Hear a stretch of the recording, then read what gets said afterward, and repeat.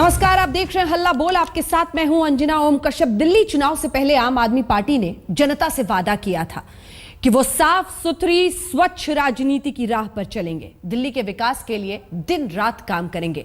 लेकिन इन वादों पर ग्रहण उन इल्जामों की तरफ से लग रहा है जो कभी आपके विधायक उठा रहे हैं, कभी कांग्रेस के विधायक।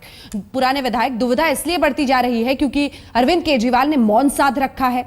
सवाल बड़ा वाजिब है कि क्या आम आदमी पार्टी नैतिकता का ढोंग कर रही है? चार खास मेहमान हमारे साथ इस चर्चा में शामिल हो रहे हैं। सबसे पहले आपका परिचय उनसे करा दें। सोमनाथ भारती, जो कि विधायक हैं आम आदमी पार्टी के, वो हमारे साथ इस चर्चा में शामिल हो रहे हैं। आसिफ मोहम्मद खान साहब, जो कि कांग्रेस पार्टी के पूर्व विधायक हैं, नेता हैं कांग्रेस के, वो हमारे साथ हैं। राजेश गर्ग जी, पूर्व एमएलए आम आदमी पार्टी के, हमारे साथ हैं। शाज़िया इल्मी, भारतीय जनता पार्टी की नेता, हमारे साथ हैं। इन चारों से चर्चा करेंगे, लेकिन उससे पहले ये रिपोर्ट, और इस बीच अपने जवाब जरूर भेजिएगा कि क्या नैतिकता का ढोंग कर रही है आम आदमी पार्टी।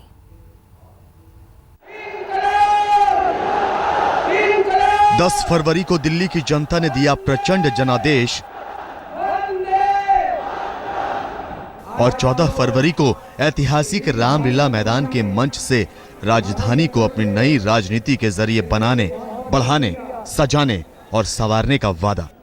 ये कांग्रेस का तो नहीं होने वाला, मैं बता रहा हूँ आपको। 1.5 महीना हो गया।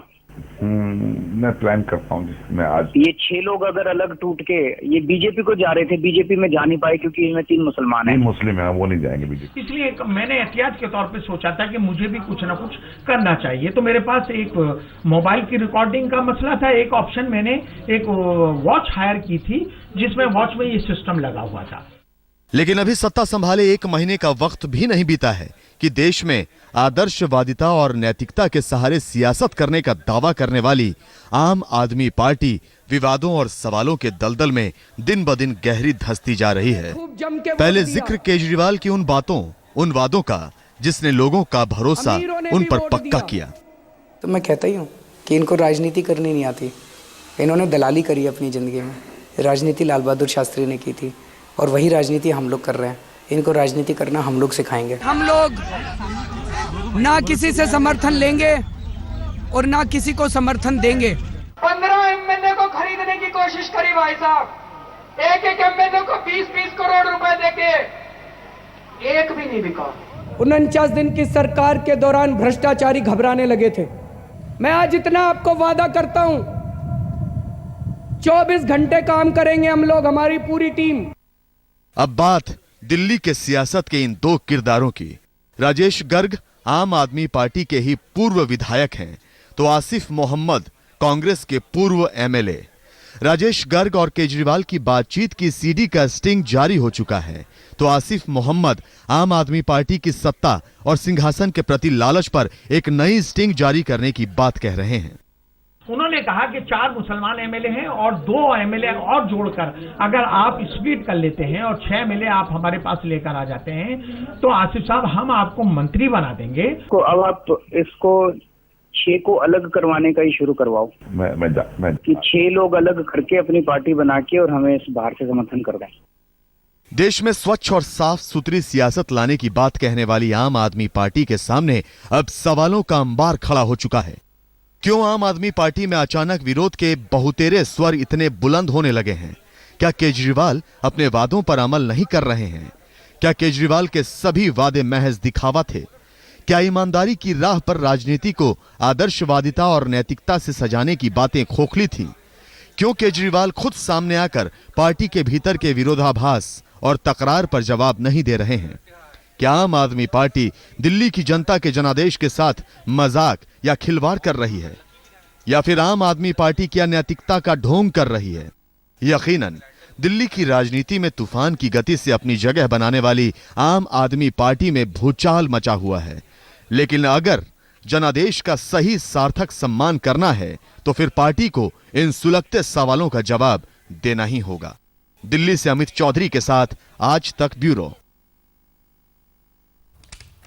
सबसे पहले सोमनाथ भारती जी, आपके पास आते हुए मेरा सवाल आपसे बहुत सीधा है और वो वही है जो हम अपने दर्शकों से भी पूछ रहे हैं। क्या वाकई आम आदमी पार्टी सिर्फ नैतिकता का ढोंग कर रही है? क्या वाकई मुंह में नैतिकता, बगल में जोड़तोड़, ये है आपका सच? देखिए, जो सबसे बड़ी बात आज मुझे समझ में नहीं आ रही है कि भाई इस टेप का अगर मानो इस टेप में अनैतिकता है, इस टेप में कुछ गलत है, हाँ। तो ये टेप तो चुनाव के पहले रिलेवेंट था। ऐसा जो आसिफ भाई कह रहे हैं, ऐसा कुछ टेप तो चुनाव के पहले रिलेवेंट था।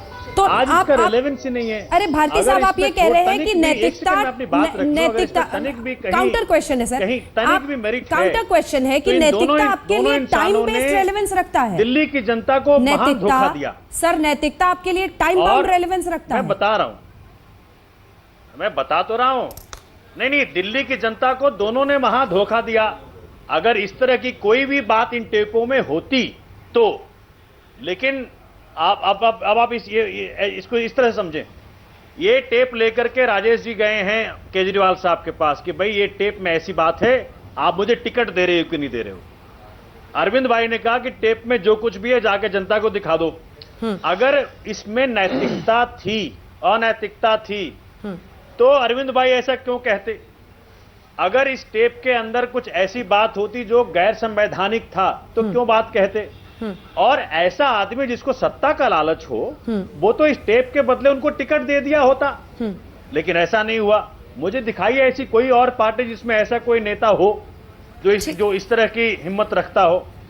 देखिए, आज इरेलेवेंट तरीके से इस बात को बढ़ा राजेश गर्ग साहब को लाकर ना, एक सेकंड, सोमनाथ भारती जी, राजेश गर्ग का नाम लाकर भारती साहब सी भी कहीं संभावना हो तो भाजपा और कांग्रेस दोनों को लगता है बस इसको समेट लो।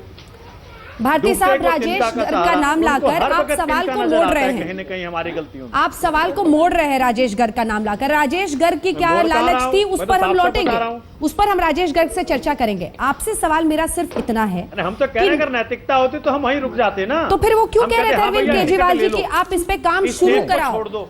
साहब, मैंने उनके एग्जैक्ट शब्द नोट किए हैं। अरविंद केजरीवाल कह रहे हैं आप इस पे काम शुरू करो, उनके 6 विधायकों को तोड़कर एक अलग पार्टी बनवाओ और हमारी सरकार बनेगी। ये काम शुरू कराओ, ये क्या कर रहे हैं? ये जोड़ तोड़ नहीं है। 6 विधायक का मतलब है 2/3 majority, 2/3 of the party strength. उसका मतलब ये है। और संविधान कहता है कि 2/3 किसी भी पार्टी के स्ट्रेंथ का टूट करके अलग से पार्टी बना सकता है। तो यही संविधान ये भी कहता है कि कोई पार्टी किसी को तोड़ने की कोशिश नहीं करेगी। यही संविधान ये भी कहता है कोई किसी को तोड़ने की कोशिश नहीं करेगा, कोई लालच नहीं देगा। वो हिस्सा भी संविधान का पढ़ा होगा। कांग्रेस के नेताओं को हमने कौन से लालच दे दिए? हमने किसको? टेप में भी कहां कोई लालच नजर आ रहा है? अगर अभी तो आपको लग रहा था कांग्रेस के नेता, कांग्रेस के विधायक देशभक्ति के नाम पर आ जाएंगे? लालच दिया किसी को? एक सेकंड, तो आपको लग रहा था कांग्रेस के विधायक देशभक्ति के नाम पर आ जाएंगे? तो आपको लग रहा था कि कांग्रेस के नेता देशभक्ति के नाम पे आ जाएंगे? जनता ने तो बता दिया, जनता ने तो बता दिया कौन देशभक्त है कौन देशभक्त नहीं है। 67 का मैंडेट मिला है, इसको स्वीकार कर ले दोनों पार्टियां और मीडिया भी स्वीकार कर ले कि आम आदमी पार्टी को जो मैंडेट मिला है वो ऐतिहासिक है। राजेश गर्ग जी जवाब दीजिए। करने का जो मौका मिला है इसको करने दें। ये 5 साल सेवा करने का जो मौका मिला है ना, इसमें ये दोनों चुप हो तो मैं जवाब दूं। लग रहा है कि अब तो हमारी जिंदगी गई। राजेश गर्ग जी वो कह रहे हैं कि आपने ब्लैकमेल किया था इस टेप के साथ अरविंद केजरीवाल जी को और वो नहीं डरे। ये बहुत बड़े वकील हैं, अरविंद जी के केस लड़ते हैं।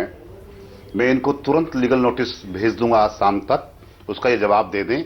ये बता दें कि जब मैंने घोषणा की थी सितंबर में चुनाव नहीं लड़ूंगा, उसके बाद मैं किससे कब मिला, मैंने कब बात की, मैंने कभी बात नहीं करी।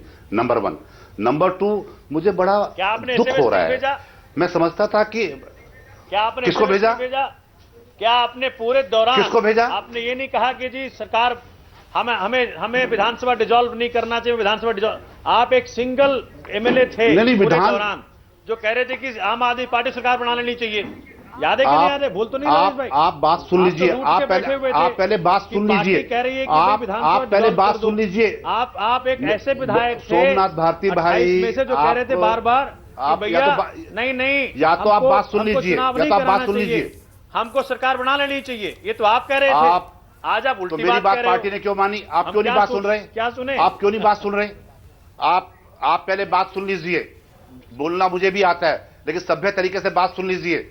यदि आप एक भी सबूत दे दें कि मैंने कभी किसी को टेप के बारे में बात की हो इस 17 फरवरी से पहले, ये 17 फरवरी जो गई है, मेरी बात सुन लीजिए। चुनाव हो गया, सब कुछ हो गया। जब सब कुछ हो जाने के बाद मैंने कहा क्योंकि कुमार विश्वास ने मुझसे कहा कि मुझे आप ईमेल कर दीजिए। मैंने कहा after getting the authenticity certificate from truth lab मैं आपको डिलीवर करूंगा। मैंने ये टेप ईमेल की है 17 फरवरी को, उससे पहले नहीं की, और ना मैंने कभी टिकट की बात की। सारा मीडिया जानता है, सारे चैनल पे चला था सितंबर में, और सितंबर के बाद मैं पार्टी की किसी मीटिंग में नहीं गया, क्योंकि मुझे नजर आ गया था जिस प्रकार, मेरी सुन लीजिए पूरी बात को, आप बीच में मत बोलिए, मैं बीच में नहीं बोला था आपका। और मैं जो बात कह रहा हूं, एक बात भी झूठी सिद्ध कर दें, मैं कुछ भी सहने को तैयार हूं, आप मुझे बताएं क्या ये झूठ है सत्य कि आप चाह रहे थे कि विधानसभा भंग नहीं हो, आम आदमी पार्टी कांग्रेस के साथ मिलकर सरकार, आप चाह रहे थे कि नहीं चाह रहे थे? बताइए मुझे। आप चाह रहे थे कि नहीं चाह रहे थे? साहब मैं बिल्कुल जवाब दे रहा हूं, आप पहले आप सुन लीजिए बात को मेरी, मुझे मत बोलिए, बात सुनिए। हाँ या ना में बताइए। जो मीटिंग हुई आप, अरे पहले मेरी बात सुनिए। आप हाँ बिल्कुल आ रही हूँ मैं नहीं बोलना चाहती हूँ। भारती जी जिस तरह से डोमिनेट कर रहे हैं। राजेश जी एक सेकंड नहीं मेरे राजेश जी एक सेकंड रुक जाइए, राजेश जी की बात को सुनना चाहती हूँ। ठीक है ठीक है, राजेश जी अपनी बात पूरी कर ले, फिर आपने सोमनाथ जी एक सवाल पूछा, उसका जवाब सुन लीजिए प्लीज। मुझे आसिफ साहब के पास, शाहज़ाद जी के पास भी जाना है। ठीक है राजेश जी। अरविंद साजिया इल्मी उस मीटिंग में आखिरी बार आई थी जो सुंदर नगर में हुई थी, एक फ्लैट के एक कोठी के अंदर। उसमें सोमनाथ भारती भी थे, सारे लोग थे। सही बात है। वहां पर अरविंद जी भी थे, योगेंद्र यादव जी भी थे, सब लोग थे। मैं भी बैठा था पीछे जमीन के अंदर, क्योंकि मेरे को वहां जगह कम थी उस कमरे के अंदर। और उसमें यह पूछा था सभी एमएलए और सभी एमपी जो हार गए हैं वो अपनी अपनी बात रखेंगे। उसमें सब लोगों ने अपनी बात रखी थी, और मैंने ये बात रखी थी कि हाँ, हम दिल्ली की जनता की सेवा करने आए थे। अरविंद जी आपने गलती की है, आपने सरकार छोड़ी और आपने माफी मांग ली है। हम क्यों ना दोबारा कांग्रेस का समर्थन लेकर तो उसके बाद आप खेल करने निकल गए। इस बात पर मैं जो तो उसके बाद गर्ग साहब आप खेल करने निकल गए, आपकी भी रिकॉर्डिंग है ना, आप कह रहे हैं कि एक सेकंड वो बात हम समझ गए। उसके बाद आपने कहा कि हमारा ही खेल हो जाएगा, इसलिए हमें सोच समझकर खेल करना होगा। ये जोड़ तोड़ आपके लिए खेल है जो आप देश की जनता के साथ करने निकले थे। ये मैंने ये कहा है कि जो लोग कांग्रेस की बात कर रहे हैं, जो पार्टी पे इतना दबाव बना रहे थे चुनाव में नहीं जाना चाहिए, चुनाव में नहीं जाना चाहिए। राजेश जी से मेरा सवाल, चलिए मैं ठीक है, आप बात सुन लीजिए। या तो आपको भेजा इसलिए गया क्या आपके खिलाफ? ठीक है राजेश जी, आपने भी अपना पक्ष रख लिया। सोमनाथ जी आपने भी मुझे अन्य लोगों के पास जाने दीजिए। एक सेकंड प्लीज नहीं राजेश जी, आपने अपनी बात कह दी। आप कह रहे हैं कि ठीक है आपको इस बात पर आपत्ति थी, आपने कहा कि सरकार से इस्तीफा नहीं देना चाहिए था। शाहज़ाद जी मैं लौटूंगी सर, 1 घंटे की बहस है, थोड़ा सा धीरज रखिए क्योंकि ब्रेक का वक्त हो जाएगा। शाहज़ाद जी जल्दी से कमेंट आपसे चाहती हूँ, क्योंकि आपने भी इस पार्टी और उसके कामकाज करने के तरीकों को देखा है। एक के बाद एक आसिफ साहब हालांकि स्टिंग नहीं दिखा रहे हैं, लेकिन वो भी यही कह रहे हैं कि मनीष सिसोदिया और वो मिलकर किस तरह से बार्गेन करने की कोशिश कर रहे थे कि सरकार बनाइए। देखिए मैं सोमनाथ भारती जी की बात का खंडन पूरी तरह से करती हूँ। मुझे लगता है सबसे बड़ा धोखा है। मुझे लगता है उनकी बात में ना तो तुक है ना तर्क है। सुनिए, और सोमनाथ भारती जी बिल्कुल झूठ बोल रहे हैं इस वक्त। वो खुद लड़े थे वो चुनाव, राजेश गर्ग जी लड़े थे, मैं भी वो चुनाव लड़ी थी, हम लोग लड़े थे। हमें पॉलिटिकल रीअलाइनमेंट का किसी को नहीं पता था, किसी को नहीं मालूम था कि इस तोड़ जोड़ की बात होगी बात में। हमें किसी को कोई आइडिया नहीं था। हमारे सारे वॉलंटियर्स, सारे एमएलए ये सोचकर लड़ रहे थे कि हम लोग शीला दीक्षित की भ्रष्ट सरकार को लड़ रहे हैं। तो सोमनाथ भारती जी जो पट्टी पढ़ा के उनको भेजा गया है, इनकी बातों में ना तुक है ना तर्क है और किसी तरह का सच नहीं है। और मैं और राजेश गर्ग जी जो बात कह रहे हैं वो मेरे सामने हुई थी, क्योंकि मुझे भी उसे बुलाया गया था, सुंदर नगर में थी। मुझे बोलने दीजिए। देखिए चालाकी है ये, आप आम आदमी पार्टी के लोग जो हैं बोलने नहीं दे रहे किसी को, डरे हुए इतने हैं। नहीं तो ठीक है आप ही बोलिए, फिर हम सब चुप रहेंगे। अंजना जी आप एंकर हैं इसकी, आप देखिए आपकी आवाज ही शाज़िया ऑन एयर जा रही थी, उनकी नहीं जा रही थी। हम ये कम से कम कोशिश है कि जिसको सवाल जाए उसी की आवाज लोग सुन पाए।